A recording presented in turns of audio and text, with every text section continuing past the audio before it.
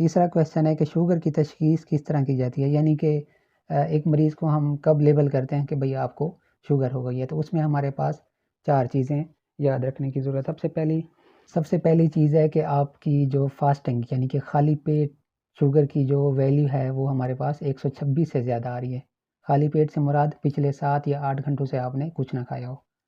अगर आपने पिछले 7-8 घंटों में कुछ नहीं खाया और हमने आपका सैंपल लेके आपकी शुगर चेक की है, तो उसमें हमारे पास अगर 126 से वैल्यू ज़्यादा आई है तो हम आपको लेबल कर सकते हैं, आप में तशख़ीस कर सकते हैं शुगर की।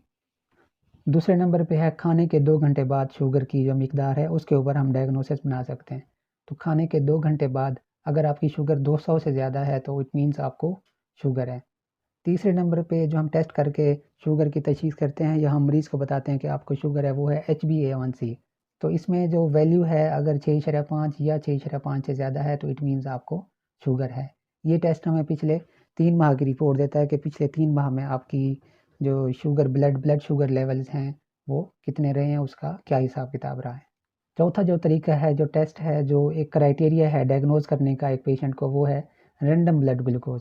रैंडम मीन्स आप मतलब आपको ये नहीं है कि आपने 2 घंटे पहले खाना खाया था, 4 घंटे पहले खाया था या 7 घंटे। आपने एक रैंडम सा टेस्ट करवाया है तो उसमें आपकी अगर वैल्यू 200 से ज़्यादा आई है तो इट मीन्स आपको शुगर है। तो अब हमारे पास 4 चीज़ें हैं शुगर की तशख़ीस करने के लिए। पहला है HbA1c, अगर आपका वो 6.5 या 6.5 से ज़्यादा है तो इट मीन्स आपको शुगर है। नंबर 2 पे है खाने के 2 घंटे बाद शुगर। अगर वो आपकी 200 या 200 से ज़्यादा है तो इट मीन्स आपको शुगर है, आप में शुगर की तशख़ीस की जा सकती है और आपको लेबल किया जा सकता है कि आप शुगर के मरीज़ हैं। नंबर 3 पे है रैंडम ब्लड ग्लूकोज़।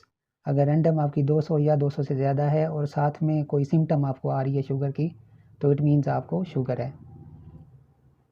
और नंबर 4 पे हो गई हमारी फास्टिंग ब्लड ग्लूकोज़, यानी कि खाने के 7 या 8 घंटे बाद आपने शुगर चेक की और वो आपकी 126 या 126 से ज़्यादा है तो आपको शुगर है।